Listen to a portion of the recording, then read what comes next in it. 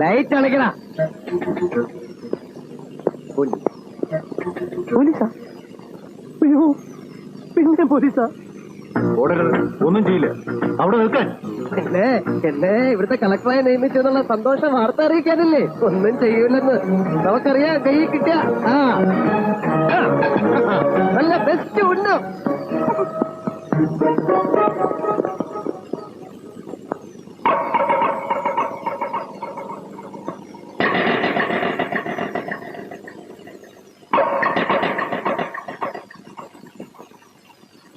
എന്താ പറഞ്ഞു?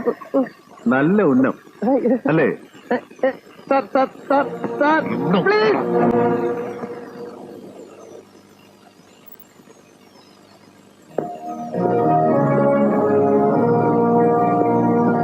അങ്ങോട്ട് നീങ്ങിക്കിട. ഇനി നിങ്ങൾ വെക്കോളൂ. അയ്യോ, കസ്റ്റഡിയിൽ എടുത്തിട്ട് പിന്നെ എടുത്തില്ലെന്ന് വെച്ചോളൂ, പേടിക്കണ്ട. എങ്കിൽ ഞങ്ങൾ ഇറങ്ങട്ടെ.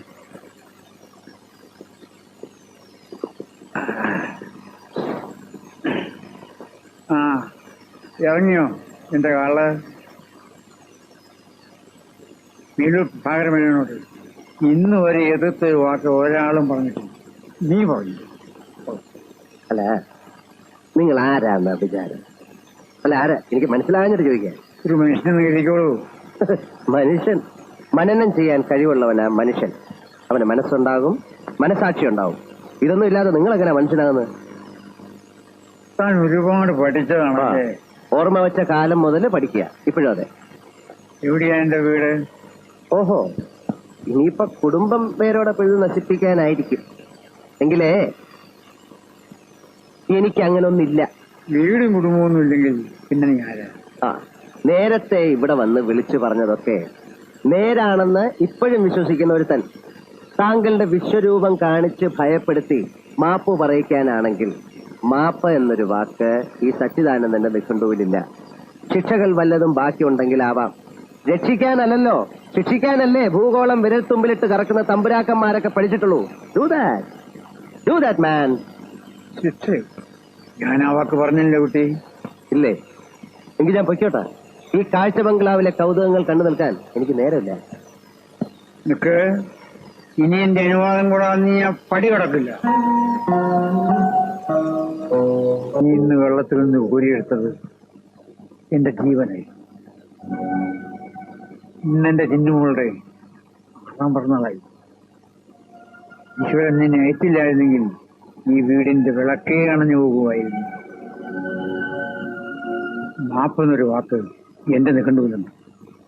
ആശുപത്രിയിൽ അപ്പോഴത്തെ ഒരു വികാരത്തിന് എനിക്ക് പറ്റിപ്പോയതൊക്കെ ഈശ്വരനോടല്ല, മനുഷ്യനോട് പറയാനുള്ള ഏറ്റവും അർത്ഥമുള്ളൊരു വാക്കാണ് മാപ്പ്.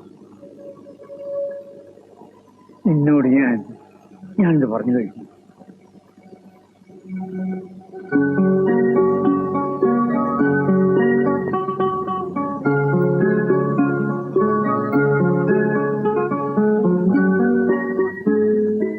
ഈ അങ്കൾ ആരാന്നറിയോ നിനക്ക്?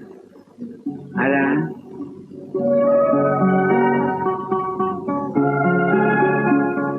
മോളുടെ ജീവൻ രക്ഷിച്ച അങ്കള.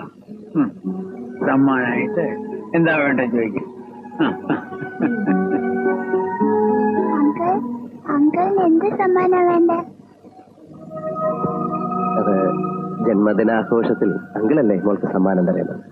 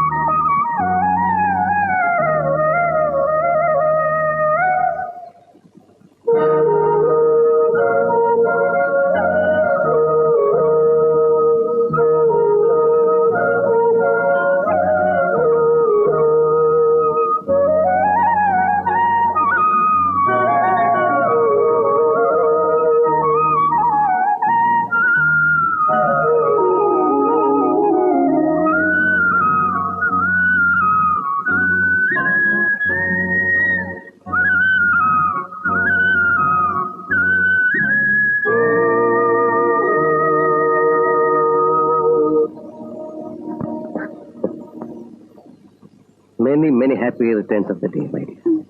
Thank you uncle. സച്ചി, നീ വല്ലതും കഴിച്ചോ? കുട്ടി, സച്ചിക്ക് ഭക്ഷണം വിളമ്പിക്കോളൂ. എനിക്കും.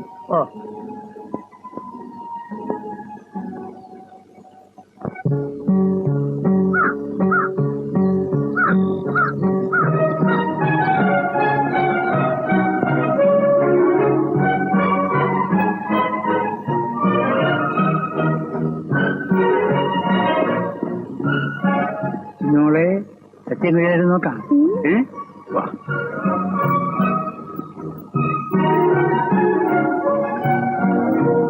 നോളെ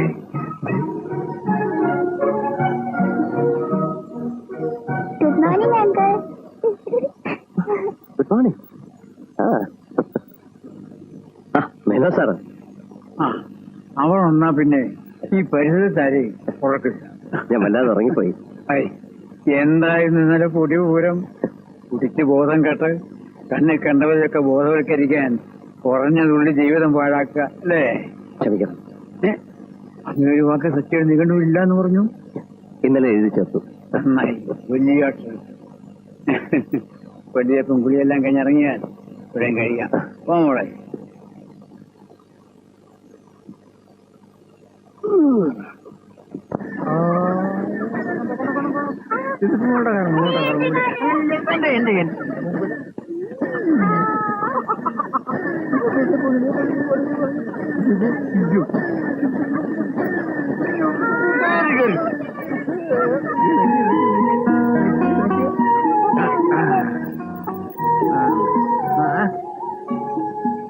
എന്താ പുറപ്പെടുക?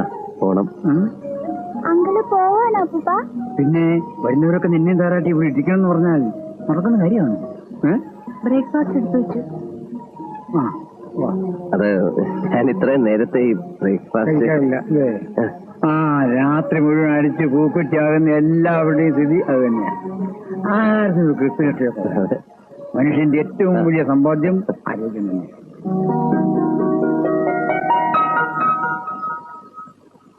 മുട്ടുകുത്തി പാറപ്പുറത്ത് വീണാൽ പാറ പൊട്ടിപ്പോകുന്ന പ്രായം ജീവിതത്തിൽ എല്ലാവർക്കും ഉള്ളത്. പക്ഷെ ഒരിക്കലേ വരും.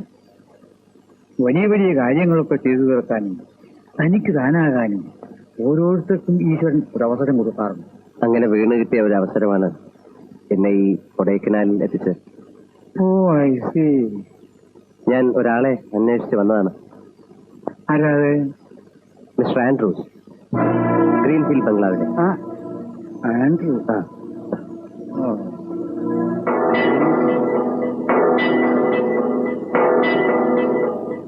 ആൻഡ്രൂസിന്റെ പരിചയക്കാരന്? അതെ. എന്താ?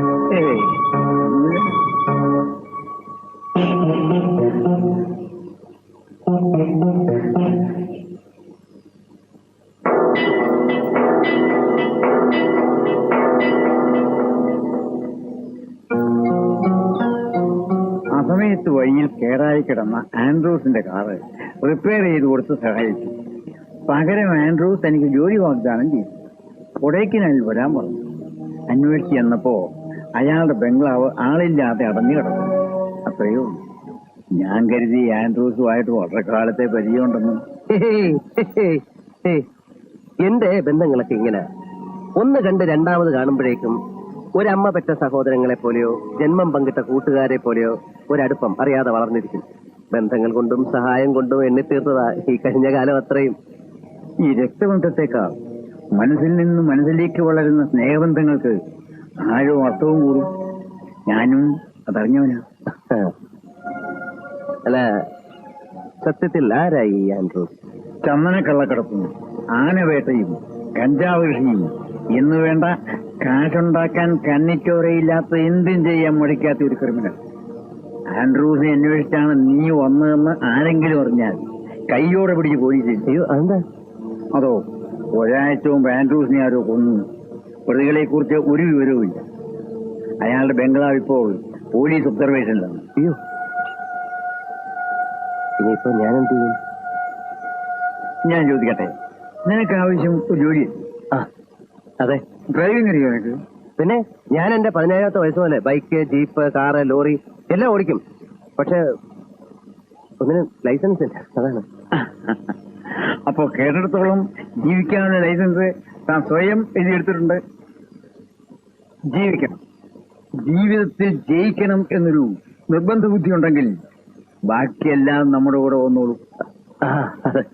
പിന്നെ ഒരു ജോലി മാത്രമാണ് എന്റെ ലക്ഷ്യമെങ്കിൽ നിനക്ക് അവിടെ നിൽക്കാം.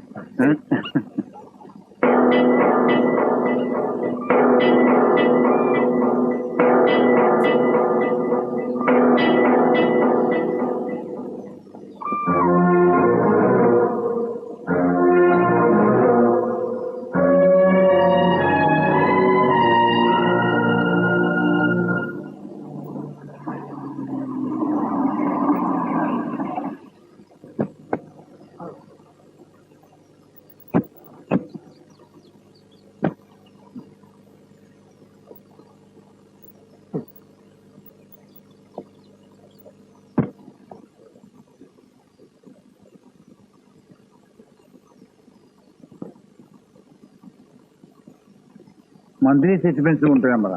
നാളെ ഓഡിറ്റിങ്ങിന് കൊണ്ടുപോകേണ്ടത്. അത് മന്ത്ലി സ്റ്റേറ്റ്മെന്റ്സ് സ്റ്റേറ്റ്മെന്റ് പ്രിപ്പയർ ആയിട്ടില്ല. ചീരമലയിലെ 3 എസ്റ്റേറ്റിലെ കണക്കുകളൊന്നും കിട്ടിയിട്ടില്ല. ഫോൺ ചെയ്താലും അന്വേഷിച്ച് ചെന്നാലും ശിവൻകുഞ്ഞിനെ എവിടെ കാണത്തില്ല. ഒന്നുകിൽ ബാംഗ്ലൂർ റേസിന് പോയിരിക്കുന്നു, അല്ലെങ്കിൽ ഊട്ടിയിൽ ട്രെയിനറെ അന്വേഷിച്ച് പോയിരിക്കുന്നു, അതല്ലെങ്കിൽ ഹൈദരാബാദ് റേസിന് പോയിരിക്കുന്നു, സെക്കന്ദരാബാദ് ട്രെയിനറെ അന്വേഷിച്ച് പോയിരിക്കുന്നു, ഔറംഗാബാദിലെ നിർത്തുന്ന വിവരം കിട്ടാനായി നിർത്തി. അവന്റെ ഒരു കുതിരക്കച്ചവടവും ട്രെയിനറും.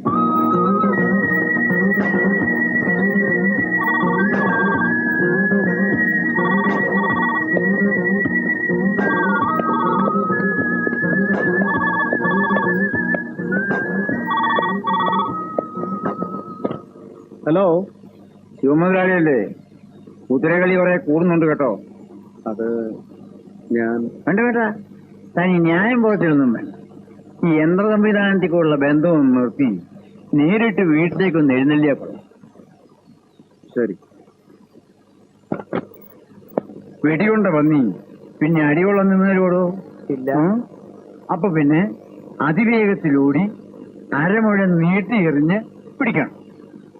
മനസ്സിലാകുന്നുണ്ടോ? പോവാ. എന്ത് മനസ്സിലായി? ആദ്യം വെടി വെക്കണം, പിന്നെ അടിക്കണം. അടിക്കാൻ പന്നി നിന്ന് തരില്ല. അപ്പൊ ഞാൻ പന്നിയേക്കാൾ വേഗത്തിൽ ഓടണം, എന്നിട്ട് എറിഞ്ഞെങ്കിലും പിടിക്കണം. ഓ, എന്തൊരു ബുദ്ധിമയോ.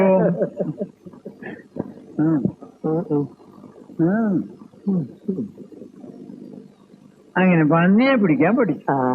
എന്തിനാണോ? അതെന്തിനാണെന്ന് പറഞ്ഞില്ല.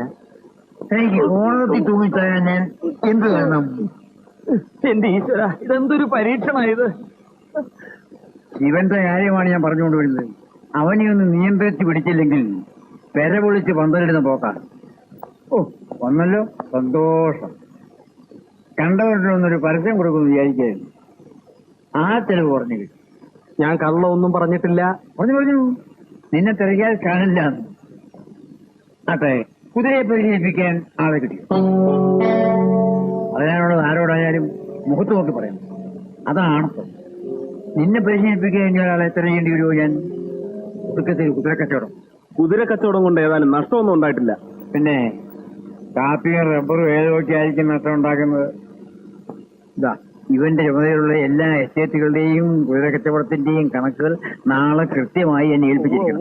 കൂടുതൽ വിളയാടോ നിലത്ത് മുട്ടും. അവനവന്റെ തൊഴിൽ ഉത്തരവാദിത്വം ഉണ്ടെങ്കിൽ വർത്തമാനത്തിൽ അല്പം ബഹുമാനം കുറഞ്ഞാലും കുഴപ്പമൊന്നുമില്ല.